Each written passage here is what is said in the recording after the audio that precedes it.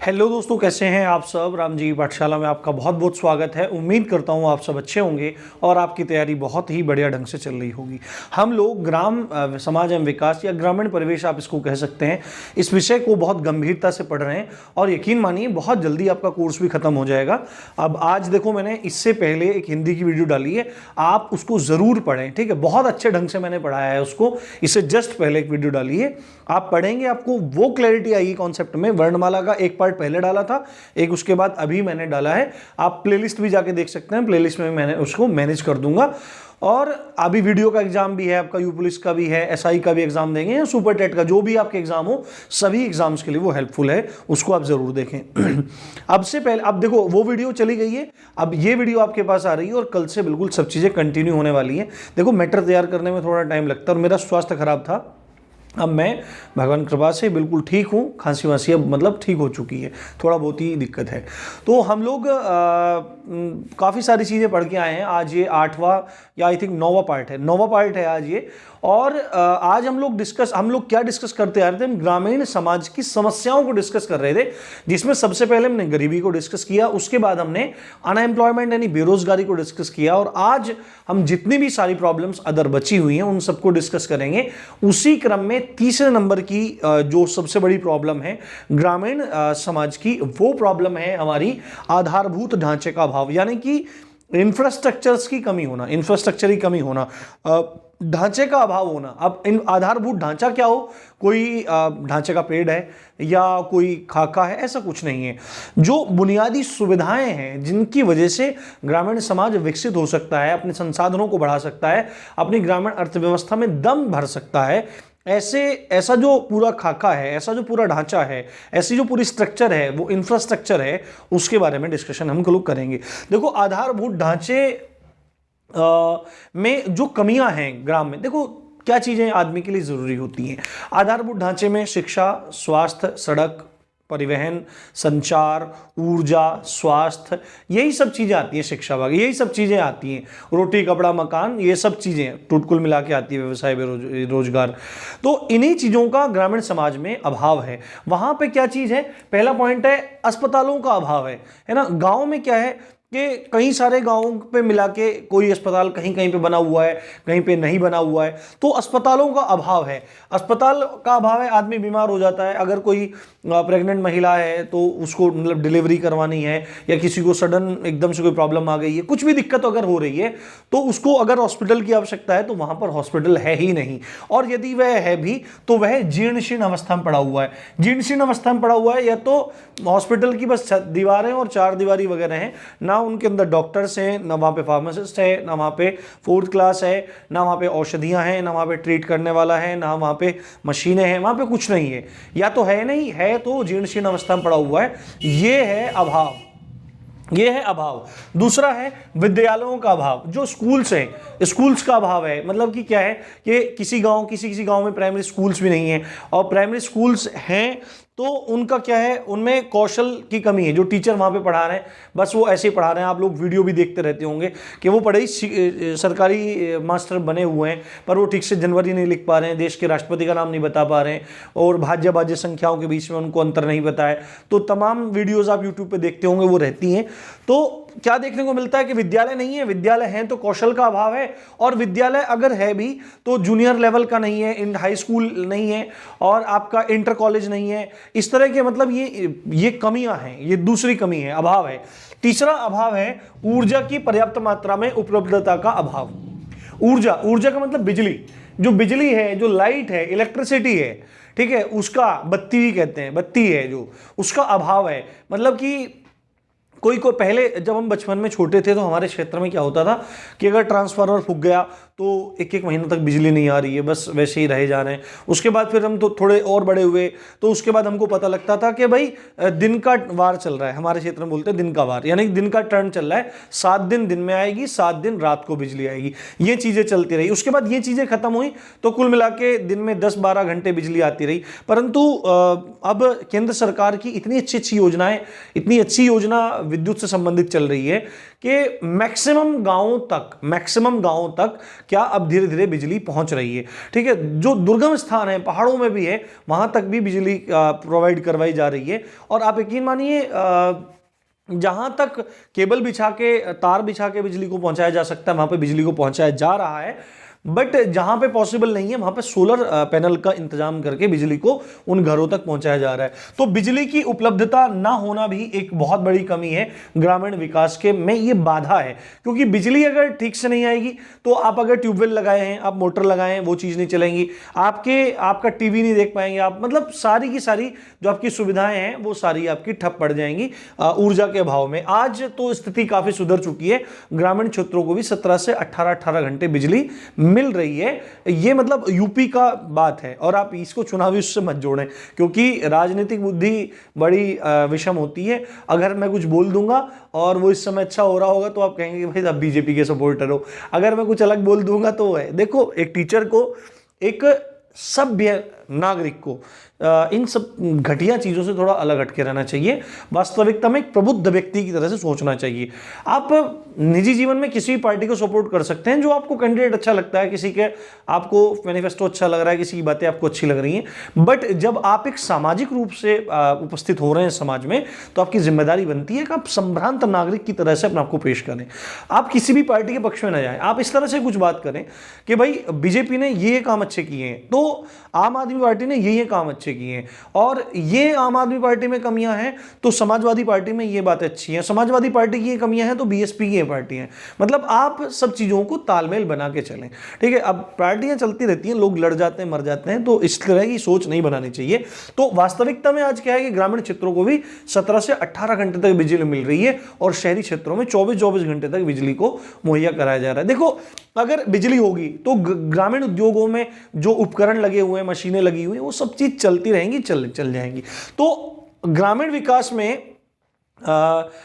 ऊर्जा की पर्याप्त मात्रा की अनुपलब्धता भी एक अभाव का, एक आधारभूत ढांचे का अभाव है। तीसरा है सड़क परिवहन न होना, यानी कि सड़क, या तो सड़कें हैं, ठीक है, सड़कें हैं तो ठीक से परिवहन की व्यवस्था नहीं है, और सड़कें नहीं भी हैं, बहुत सारी जगह क्षेत्र ऐसे हैं आज भी जो सड़कों से कटे हुए हैं, यानी कि देश की मुख्य धाराओं से कटे हुए हैं। सड़कें ही तो हैं जो पूरे देश को आपस में जोड़ती हैं, सड़कों का जाल ही तो है जो पूरे देश को एक साथ जोड़ता है। तो बहुत सारे गांव ऐसे हैं, बहुत सारे ग्रामीण समाज का क्षेत्र ऐसा है जहां पे सड़क परिवहन और सड़कों का अभाव है। उसी तरह रेल का भी आप ले सकते हैं। बहुत सारे क्षेत्र ऐसे हैं जब बड़े बड़े कस्बे हैं और वहां आज तक भी रेल परिवहन नहीं पहुंचा है, ट्रेन की सुविधा वहां तक नहीं पहुंची है। तो यह भी एक आधारभूत ढांचे के अंतर्गत ही आता है। तीसरा है संचार सुविधा का अभाव। हालांकि अब तो क्रांति हो रही है धीरे धीरे इस क्षेत्र में, 2022 में और क्रांति होनी है संचार के क्षेत्र में, कम्युनिकेशन के क्षेत्र में। जियो ने तूफान मचा दिया है, घर घर इंटरनेट पहुंचा दिया है, बहुत सस्ते दामों में, पहले फ्री दिया, अब लूटना चालू कर दिया है। अब तो इलॉन मस्क जो हैं वो एक नई कंपनी को शायद लॉन्च कर सकते हैं 2022 में, जिसमें बिना टावर के सब चीज़ें चलेंगी, सैटेलाइट से सीधे सिग्नल मिला करेगा, और उसमें आपको इंटरनेट का बहुत कम रुपया पैसा देना होगा। ये चीज़ें चलने वाली हैं। तो संचार सुविधा का आज भी अभाव है। और का क्या कारण है?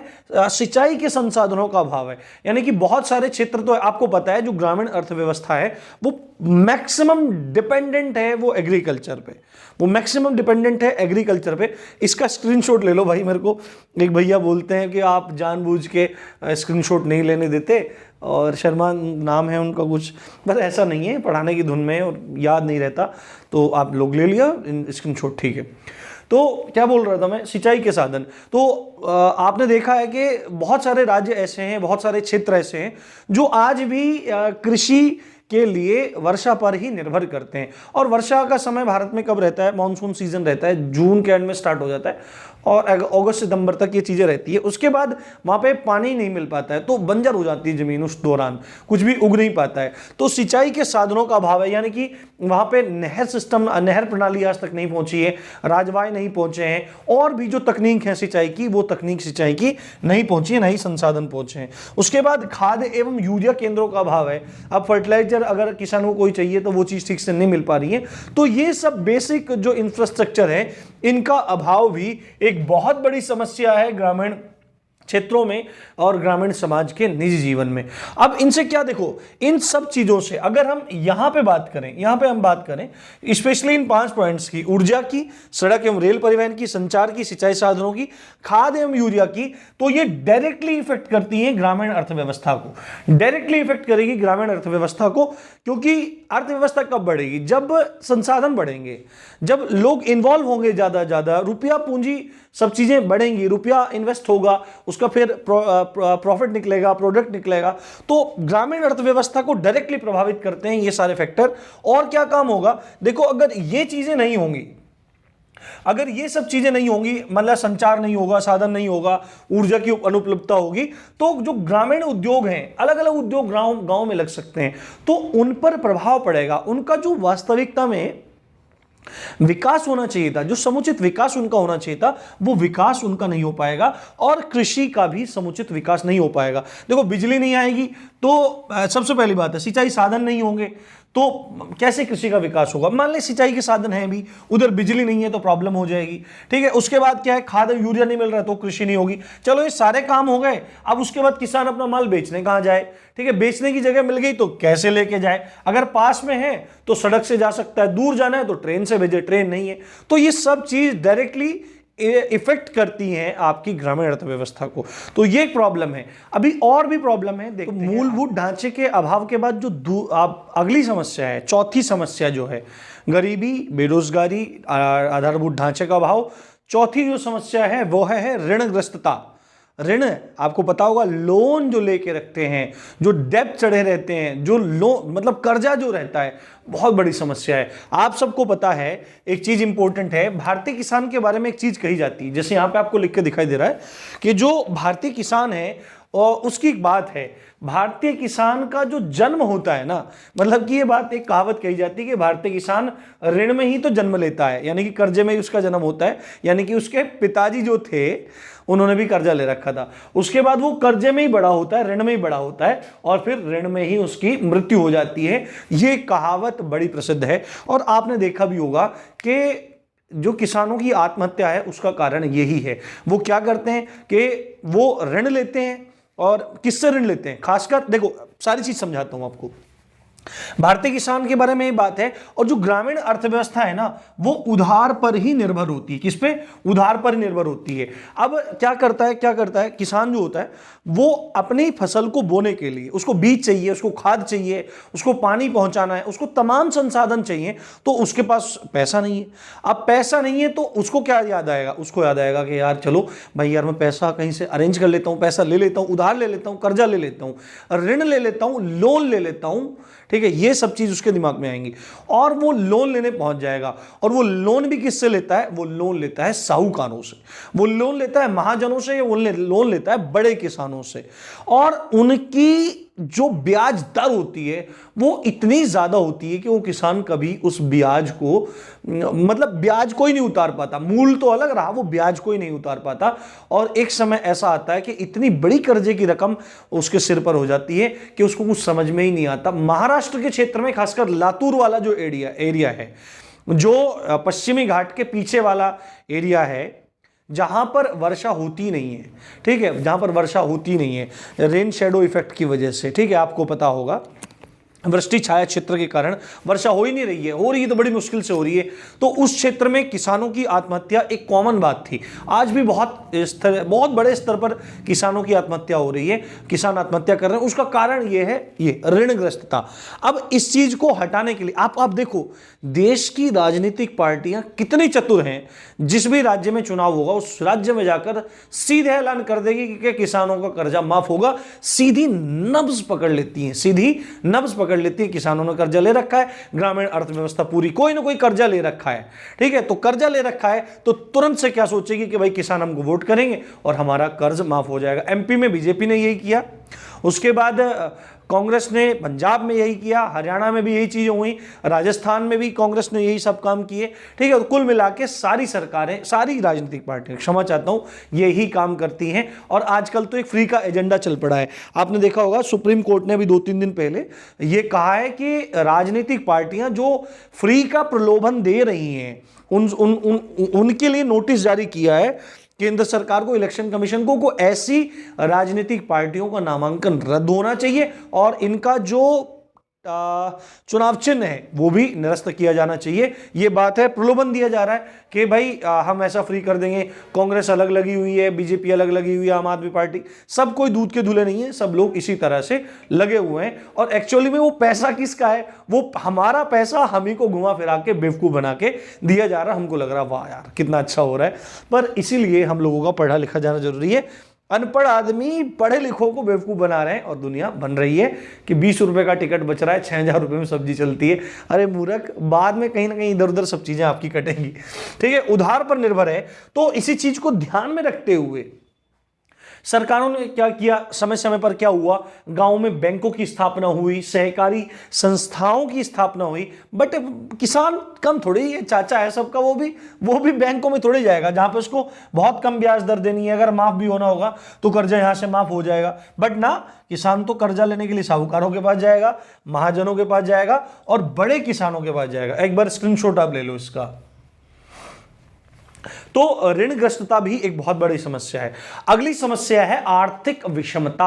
आर्थिक, इकोनॉमिकली डिफरेंस देखने को मिलता है हर गांव में, हर ग्रामीण समाज में। शहरों में तो देखने को मिलता ही है, पर गांव में स्पेशली ये चीजें देखने को मिलती है। आपने देखा होगा कि गांव में कोई किसान बहुत बड़ा है, बड़ा सा घेर है, बड़ा सा मकान बना हुआ है, गाड़ियां खड़ी हुई हैं, ट्रैक्टर खड़े हैं और बहुत सारा पशुधन है, गाय भैंस बंधी हुई हैं और ऊपर एसी लगा हुआ है, गद्दे हैं, बेहतरीन नौकर चाकर सब चीजें। यानी कि गांव का, ग्रामीण समाज का एक वर्ग ऐसा है जो शहरी सुख सुविधाओं का भोग अपने दैनिक जीवन में कर रहा है, और दूसरा वर्ग ऐसा है जिसको रोजी रोटी चलाने के लिए भी अपनी जिंदगी में मशक्कत का सामना करना पड़ रहा है।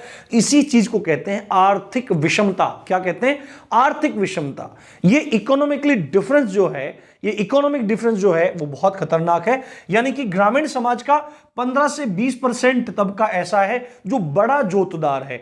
जोत किसको कहते हैं? जोत खेत को कहते हैं, जोतना कहते हैं ना, जोतदार, यानी कि बड़ा किसान है, बड़ा काश्तकार है ना, बड़ा जोतदार है और उसकी आय भी बहुत ज्यादा अधिक है और वो शहरी जीवन जैसे जीवन को अपने जीता है। एसी, कूलर, फ्रिज, पंखे, बढ़िया खाना, कारों में घूमना, ट्रैक्टर में चलना, बढ़िया सब चीजें हैं। जबकि गांव का एक तबका ऐसा है जो 75 से 80% तक है, जिसकी जो या तो भूमिहीन है, उसके पास जमीन ही नहीं है, और अगर उसके पास जमीन है तो बहुत छोटी जोत है जिसको, और वो ऐसा है, वो शहरी जीवन यापन करना तो बहुत दूर की बात है। वह व्यक्ति रोजी रोटी कमाने के लिए भी मशक्कत करता है अपने दैनंदिन जीवन में। तो ये है आर्थिक विषमता। अब हम, आपको लग रहा है हम सब क्यों पढ़ रहे हैं? हम पहले अच्छी बातें पढ़ के आए थे, प्रकार पढ़ के आए थे गांवों के, उसके बाद हम गांव की विशेषताओं को पढ़ के आए थे, ग्रामीण समाज की। बट हम ग्रामीण विकास जैसा टॉपिक पढ़ रहे हैं, तो विकास तो तभी होगा ना जब हमको प्रॉब्लम्स पता होंगी। विकास कहां होगा? जहां पे कमियां होंगी वहां पे विकास होगा। ये सब कमियां हम पढ़ रहे हैं, फिर उसके बाद हम ग्रामीण विकास की तरफ आगे बढ़ेंगे। क्या क्या पॉलिसीज हैं, क्या क्या प्रोग्राम्स हैं, क्या क्या चीजें हो रही हैं, क्या हुई हैं, क्या होनी चाहिए, इन सब चीजों को हम आगे पढ़ेंगे। अब अगला जो टॉपिक है वो 2-3 प्रॉब्लम और हैं। अब अगली समस्या जो है वो बहुत बड़ी समस्या है, वो है जनसंख्या में तीव्र वृद्धि होना। अभी देखो, जनसंख्या में पूरे भारत की ही बहुत तीव्र गति से वृद्धि हो रही है। आंकड़े आप देख सकते हैं, आंकड़े में जनगणना में भी आपके बता दूंगा, बट फिलहाल अभी आप ये समझिए कि मतलब भारत में बहुत बड़े स्तर पर मतलब ऐसे बच्चों का उत्पादन हो रहा है, बच्चे बढ़ रहे हैं प्रति सेकंड, कहीं 100 बच्चे पैदा हो रहे हैं, कहीं 1000 बच्चे पैदा हो रहे हैं। तो ये जो काम हो रहा है ना, अगर इसको 2 क्षेत्रों में देखा जाए, शहरी समाज में देखा है, ग्रामीण समाज में देखा जाए, तो ये रेट ग्रामीण समाज में बहुत ज्यादा है ना। ग्रामीण समाज में जो जन्म दर है वो बहुत ज्यादा ऊंची है ग्रामीण समाज में। अब तो, और ये बढ़ भी गई है। क्यों बढ़ गई है? इसका कारण ये है कि जननी सुरक्षा योजना, बहुत सारी योजनाएं चल रही हैं, जिससे पहले समय में क्या होता था कि बच्चा जन्म लेता था और जन्म दर से ज्यादा ऊंची मृत्यु दर हो जाती थी कई बार, कि बच्चों ने जन्म लिया तो बच्चा भी खत्म हो गया, मां भी डिलीवरी के दौरान खत्म हो गई, मर गई वो। परंतु आज ऐसी ऐसी सुविधाएं हैं, ऐसी ऐसी चीजें हो रही हैं कि जन्म दर बढ़ गई है। तो जो ऊंची जन्म दर है वो बहुत ज्यादा बड़ी प्रॉब्लम है। अब एक बात है, पहले ही लोग कृषि की तरफ, मतलब पूरे गांव में कृषि ही एक रोजगार का साधन है, ऊपर से जनसंख्या और बढ़ रही है, ठीक है, अदृश्य और मौसमी बेरोजगारी पहले से है। तो ये सब प्रॉब्लम्स क्रिएट करने वाली चीजें हैं कि जनसंख्या, आपको पता होना चाहिए जनसंख्या ही सब चीजों की जड़ है। अगर जनसंख्या रेगुलेट की जाती पहले से ही तो आज जितनी प्रॉब्लम्स इंडिया में दिखाई दे रही हैं वो नहीं दिखाई देंगी, ठीक है। अब जनसंख्या के मामले में आपको बात बताता हूं मैं। अभी इसका कारण क्या है ग्रामीण समाज में, क्या इसका कारण है? ग्रामीण समाज में इसका कारण है अशिक्षा, है ना, आदमियों का अशिक्षित होना, पुरुषों का अशिक्षित होना। अभी बताऊंगा साक्षरता का अभाव कितना है। अभी अशिक्षा बहुत हावी है, हालांकि धीरे धीरे चीजें सुधर रही हैं, पर एक बहुत बड़ी चीज क्षेत्र में अंतर नहीं देखने को मिला है। अशिक्षा है तो क्या चीजें फर्क पड़ेंगी अशिक्षा से? उसको पता ही नहीं है कि भाई तेरे ज्यादा बच्चे होंगे तो तू उनका लालन पालन कैसे करेगा। अगर 10 बच्चे हो रहे हैं, 7 बच्चे हो रहे हैं, 8 बच्चे हो रहे हैं, तो वो नहीं है। अब आप में से बहुत सारे लोग, पहले मैं बता के आया था, आप में से बहुत सारे लोग ये सोचने लगेंगे कि धार्मिक जगह पे आ जाएगा कि भाई हिंदुओं के बच्चे इतने नहीं होते, मुसलमानों के बच्चे इतने होते। ऐसा कुछ भी नहीं है, ऐसा नहीं है। आज भी बहुत सारे क्षेत्रों में मतलब हिंदुओं के बच्चे ही बहुत ज्यादा होते हैं और मुसलमानों के तो ज्यादा हो ही रहे हैं, इसमें तो कोई बड़ी बात नहीं है। पर एक सभ्य और जागरूक नागरिक होने के नाते हमको हिंदू और मुसलमान को एक तरफ रखते हुए यह चीज सोचनी पड़ेगी कि भाई वास्तविकता में जनसंख्या बढ़ रही है, उसका क्या कारण है? अशिक्षा। जिस भी समाज में अशिक्षा होगी वहीं ये चीजें होंगी। आप ही देखिए, चलो आप इस चीज को मान भी सकते हैं, ठीक है, कि भाई हिंदू है, उसको 2-3 बच्चे पैदा हो रहे हैं, हिंदू लोग हैं जो कोई, और उसी जगह का मुस्लिम व्यक्ति है, उसके 7-8 बच्चे हो रहे हैं। तो कहीं ना कहीं क्या है कि जो मुस्लिम समाज है उसमें से बहुत कम ही लोग ऐसे हैं जो आज मॉडर्न एजुकेशन को एक्सेप्ट कर रहे हैं, वो नहीं तो अपनी धार्मिक शिक्षा को ही ले रहे हैं और वहीं तक फिर अपने काम धंधों में लग जाते हैं। तो इस चीज को कोई भी धर्म के आधार पर ना ले, और अगर ले रहा है तो वह अपनी बुद्धि का ही परिचय दे रहा है। आप मेरे माथे पे तिलक देख के ना समझे कि मैं बस हिंदू ही हूँ, ये हूँ। आपने ये सब चीज़ें कभी सुनी नहीं होंगी। एक भाई तो बोल भी रहे थे कि आप टीचर हो, आपको ये चीज़ें अच्छी नहीं लगती। वो मेरा पर्सनल चीज़ है, ठीक है, आप उसको नोटिस ही मत करो ना। वो आपने कभी मेरे को बोलते भी नहीं देखा होगा, इसके बारे में ना बोलते देखोगे। मैं नहीं कह रहा कि तुम करो ऐसा, ये मेरी लाइफ है, ये मेरा व्यक्तिगत जीवन है, मेरा आर्टिकल 25 है, धार्मिक स्वतंत्रता का अधिकार है। तो अशिक्षा है, उसको पता ही नहीं है। दूसरी बात है, उसको परिवार नियोजन ही नहीं पता कि परिवार नियोजन क्या चीज होती है, कैसे आप अपने बच्चों को रोको, ठीक है, मतलब बच्चा होने से रोको। अब ना उसको कोई तरीका पता, ना कोई टेक्निक पता, कुछ भी नहीं जान रहा है, तो अशिक्षा एक कारण है। दूसरा है अंधविश्वास कि भाई अरे भाई बच्चे तो भगवान की देन होते हैं। भाई बच्चे भगवान की देन नहीं होते हैं, बच्चे खाली पड़े हुए व्यक्तियों के मन में उठे काम विकार की देन होते हैं, ठीक है, काम विकार की देन होते हैं। खाली पड़े, लॉकडाउन में बहुत बच्चे पैदा हुए हैं तो उसका प्रत्यक्ष प्रमाण आप देख सकते हैं। तीसरी बात है, आज भी ग्रामीण क्षेत्रों में संतान को संपत्ति की तरह माना जाता है कि भाई यही मेरी संपत्ति है, ठीक है।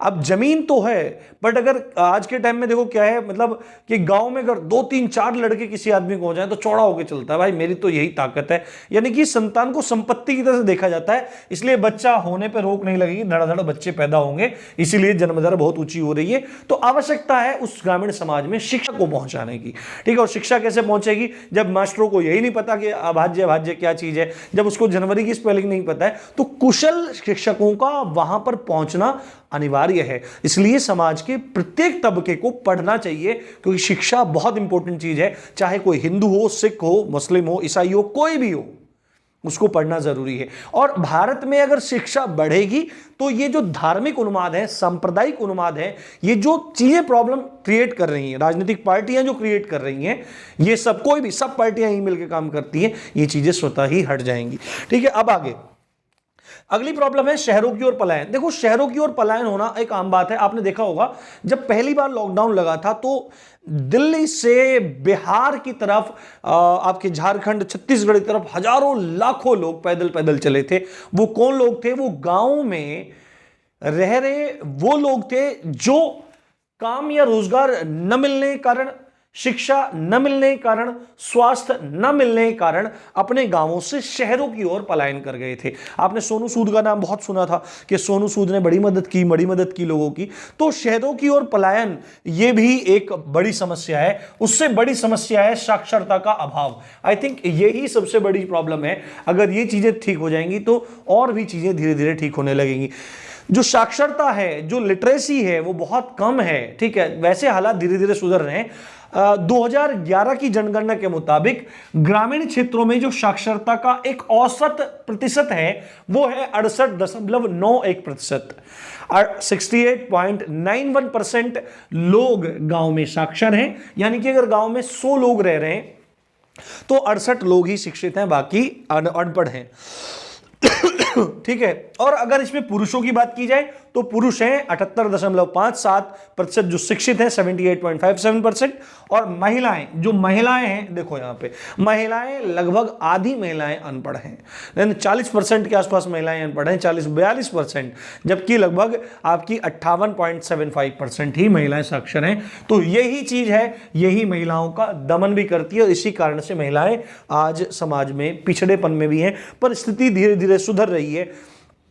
और भी हमको भी इन चीज़ों को बढ़ावा देना चाहिए। उसके बाद बाल विवाह भी एक बड़ी समस्या है, खासकर राजस्थान में बड़ी प्रॉब्लम ये हो रही है और उसके ऊपर मतलब काफ़ी क्रिटिकल सिचुएशन बन जाती है कि बाल विवाह हो रहे हैं। एक समय था जब भारत में मुगल शासन था, उस समय क्या चीज़ें होती थी, कुछ कुछ जगह के क्षेत्रीय जो पदाधिकारी होते थे वो ऐसा काम करते थे कि जैसे ही किसी की स्त्री मतलब विवाह हुआ किसी लड़के का, ऐसा तो उसकी जो स्त्री होती थी, प्रथम रात्रि जो होती थी, जिसको फर्स्ट नाइट कहते हैं, उस फर्स्ट नाइट को उसके पति के साथ ना मना के उसको वहां के शासक के पास जाके मनाना पड़ता था। तो ये चीजें मतलब कुप्रथाएं रही, ऐसी बातें इतिहास से निकल कर आती हैं। तो इन्हीं सब चीजों से बचने के लिए बाल विवाहों की प्रथा मतलब चली, और अब तो उनकी आवश्यकता भी नहीं है, तो फिर भी वो रूढ़ियों की तरह से चीजें चलती आ रही हैं। तो बाल विवाह एक बड़ी समस्या है। और एक और कृषि से संबंधित समस्या है निम्न उत्पादकता, जहां पर हरित क्रांति ने पूरे विश्व में एक नई क्रांति ला दी है। अमेरिका, जर्मनी, फ्रांस, यूके, बड़े बड़े देश ऐसे हैं जहां पर प्रति एकड़ बहुत ज्यादा उत्पादन हो रहा है, परंतु भारत में हरित क्रांति होने के बाद भी प्रति एकड़ उत्पादन आज भी कम है। और क्योंकि पूरी की पूरी ग्रामीण अर्थव्यवस्था कृषि पर ही निर्भर कर रही है और वहां पर उत्पादन कम होना यह भी एक बहुत बड़ी प्रॉब्लम है।